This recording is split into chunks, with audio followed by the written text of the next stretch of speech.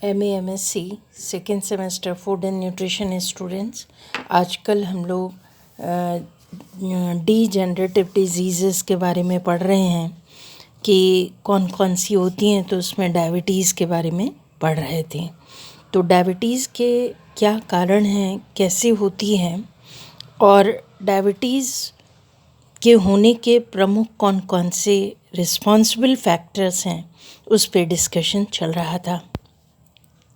हम लोगों ने फर्स्ट पॉइंट देखा था कि जेनेटिक कॉज हैं।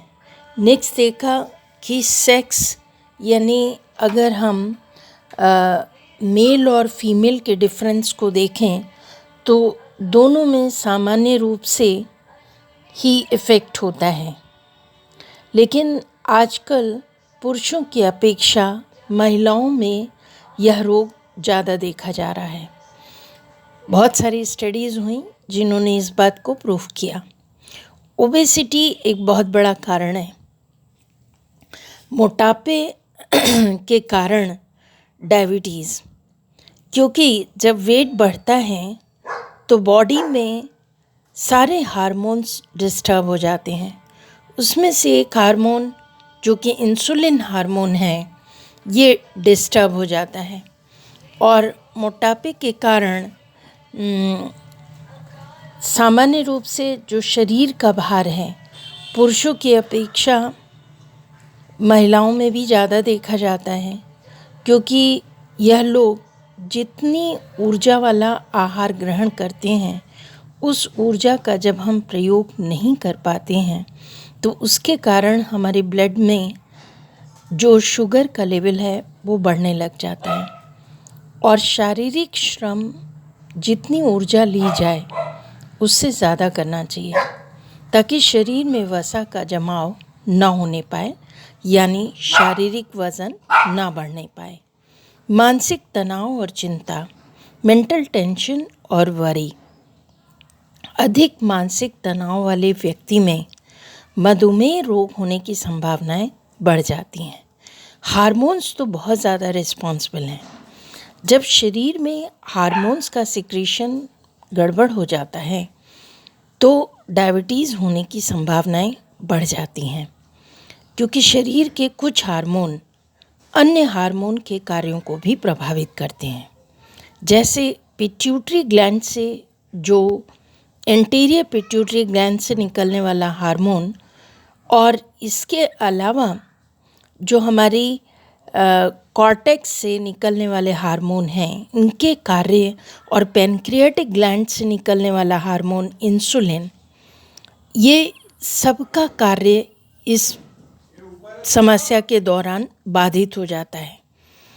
अतः इंसुलिन हार्मोन जब ग्लूकोज को ग्लाइकोजन में परिवर्तित करता है, देखो होता क्या है कि आइलेट्स ऑफ लैंगरहैंस से इंसुलिन हार्मोन का सिक्रेशन हुआ और ये इंसुलिन हार्मोन के प्रेजेंस में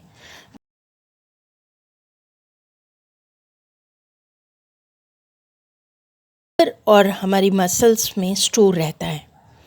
जिस समय ब्लड में ग्लूकोज कम हो जाता है तो यही ग्लाइकोजन ऑक्सीडाइज होता है और पुनः ब्लड में ग्लूकोज में कन्वर्ट होकर एनर्जी देने लगता है।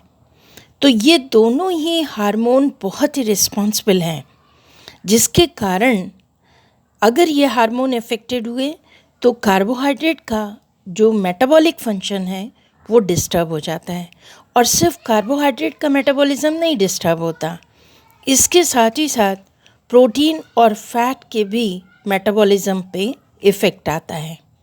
तो कहने का मतलब ये है कि हार्मोन बहुत रिस्पॉन्सिबल फैक्टर है इस बीमारी के लिए।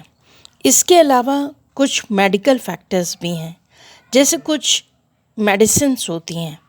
कॉर्टिकोस्टेरॉइड्स ये मेडिसिन है, ये हार्मोन के सिक्रीशन को कम करती हैं और ग्लूकोज को ग्लाइकोजन में कन्वर्ट नहीं होने देती, जिसके कारण ब्लड में ग्लूकोज का लेवल बढ़ता जाता है।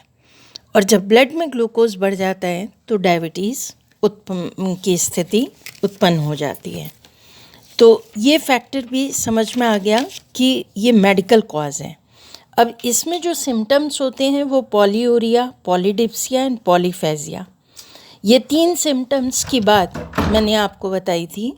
पॉलीयूरिया का मतलब जो पेशेंट है उसको बार बार यूरिन पास होता है।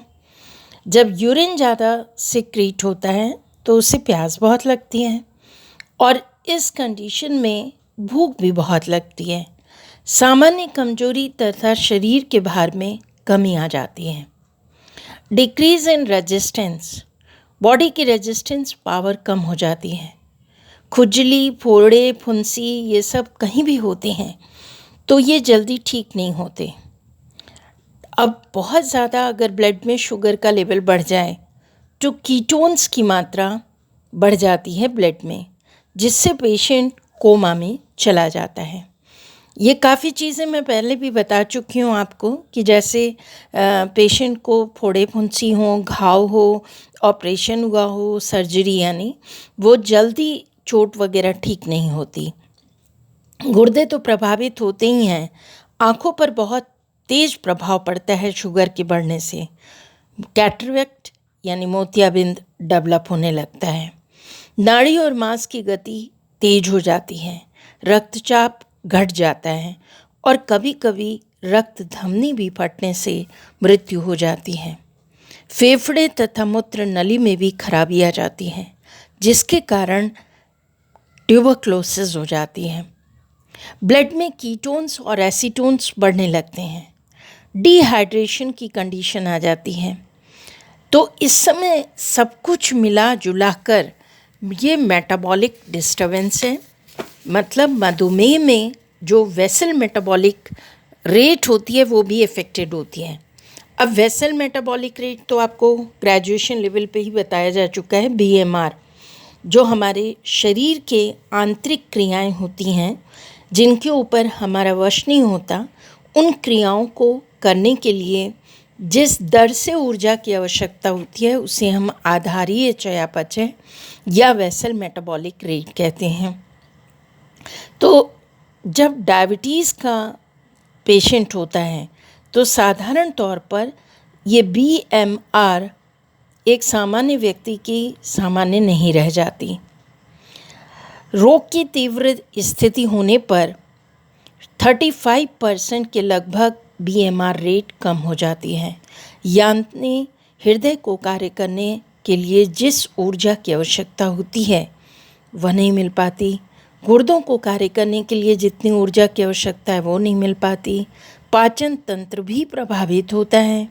बाह्य प्रभाव, आहार, व्यायाम और संक्रमण के कारण कुछ गंभीर रोगियों में जो वेसल मेटाबॉलिक रेट है वो बढ़ जाती है। विशेषकर एडियोसिस मतलब एसिड्स की मात्रा जब ब्लड में बढ़ रही है, जब व्यक्ति इस रोग से ग्रसित होता है तो आधारीय चयापचय दर बढ़ जाती है। यानी वेसल मेटाबॉलिक रेट तब भी अधिक होती है जब आहार कुछ कम मात्रा में व्यक्ति के द्वारा ग्रहण किया जाता है और उसका जो मेटाबॉलिक फंक्शन है बहुत स्लो होता है। डायबिटीज़ का रक्त व मूत्र के द्वारा परीक्षण। किसी भी व्यक्ति के उपरोक्त 1 या 2 लक्षण मतलब पॉलीयूरिया, पॉलीडिप्सिया, पॉलीफेजिया इस तरीके के, या कोई चोट लगी है, घाव नहीं भर रहा है, तो तुरंत उसे अपने ब्लड की जांच करानी चाहिए। खून की जांच करानी चाहिए। और खून की जांच कब करानी चाहिए?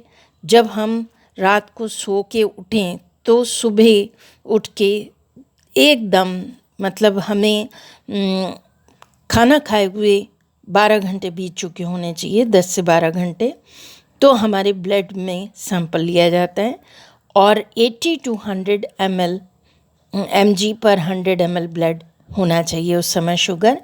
इसको फास्टिंग शुगर कहते हैं। और जब खाना खिलाने के 2 घंटे के बाद अगर शुगर लिया जाता है तो उसे पीपी कहते हैं, है ना। और जब कभी भी लिया जाए तो उसे रैंडम कहते हैं। 3 तरह से शुगर चेक की जाती है। पेज नंबर 271 पे हैं, आप अच्छी तरह देख लीजिएगा। इसकी पूरी डिटेल आपको नेक्स्ट सेमेस्टर में डिटेल में ये चैप्टर एक टॉपिक के रूप में बड़ा चैप्टर पढ़ाया जाएगा, तो आप अच्छी तरह समझेंगे। अभी सिर्फ आपका जस्ट कॉन्सेप्ट क्लियर किया जा रहा है। मधुमेह रोगी का आहार कैसे होना चाहिए, इसको हम लोग नेक्स्ट क्लास में पढ़ेंगे। आज आप इतना समझिए कि ग्लूकोज का परीक्षण करने के लिए उसे प्रयुक्त करने की जो शारीरिक क्षमता होती है उसे ज्ञात किया जाता है। जब किसी भी स्वस्थ व्यक्ति को लैमिनेड में घोलकर डेक्सट्रोज पिलाया जाता है तो लगभग 1 से 1.5 घंटा क्या 2 घंटे के बाद उसके रक्त में शर्करा की मात्रा को देखा जाता है कि कितनी बढ़ी, और जो लगभग 2 घंटे के पश्चात सामान्य स्थिति पर फिर उतर आती है, क्योंकि उसके टिश्यूज़ के उपयोग में ली जा चुकी है वो सारी डेक्सट्रोज। यदि डेक्सट्रोज खिलाने पर प्रति 100 ml पर 140 से 150 मिलीग्राम शर्करा हो जाए और वो 2 से 2.5 घंटे या 3 घंटे सामान्य मात्रा तक घटकर ना पहुँचे तो निश्चित रूप से व्यक्ति मधुमेह से ग्रसित माना जाता है। प्रायः इस परीक्षण में डेक्सट्रोज देने के 3 घंटे के बाद रक्त की जांच की जाती है, जिससे स्थिति पूर्णतः स्पष्ट हो जाए। तो जो थेरापेटिक न्यूट्रिशन है या डाइट क्या कंट्रोल करनी चाहिए, इसको हम लोग नेक्स्ट क्लास में पढ़ेंगे। जो भी आपकी क्वेरी हो तो आप चैट बॉक्स में क्वेश्चन डाल सकते हैं और रिवीजन करते रहिए, क्योंकि कॉलेज ऑफलाइन में खुलते ही आपके एग्ज़ाम्स होंगे, इसलिए आप अपनी तैयारी बराबर करते रहें और मुझे पर्सनली भी आप कांटेक्ट कर सकते हैं, लेकिन क्लास 100% ऑनलाइन अटेंड कीजिए। Thank you.